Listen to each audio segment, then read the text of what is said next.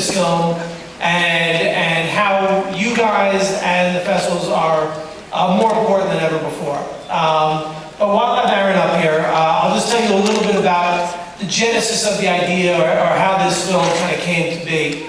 2 years ago, my old agents sat me down and they said, you know, we really like these little independent films you're doing, but you're aware that we work on a commission, and you know, we don't really see a lot of money from these films. So would you ever consider putting yourself up for an open directing assignment?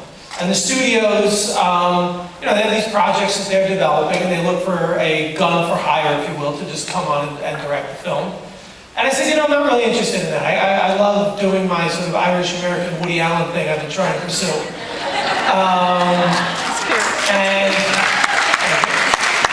I'm going to take the show on the road. And they then said to me, they said, actually, if you were to look at this number, which is your paycheck, if you were to say yes to one of these jobs, would you reconsider? I looked at what I could potentially make, and I said, absolutely, I will reconsider. So send me the scripts. And Aaron and I spent 6 months probably, and we read a ton of scripts, a lot of dogs, but there were a handful that were very well written, very funny. One in particular went on to, that I just didn't see the genius in it, went on to be a decent hit. Another one I read and I thought, you know, maybe I could do this. Maybe I could lend my voice, if you will, to this film.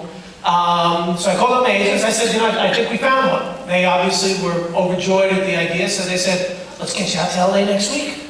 And I said, all right, great, let's do that. But just give me the weekend to reread the script before we commit. And that weekend where I reread the script is sort of Johnny's weekend, if you will. I called Aaron and I said, I cannot do this. And it had less to do with, you know, the quality of the screenplay. It had more to do with, you know, for 15 years post Brothers McMullen, I have been fighting tooth and nail to pursue a very specific thing.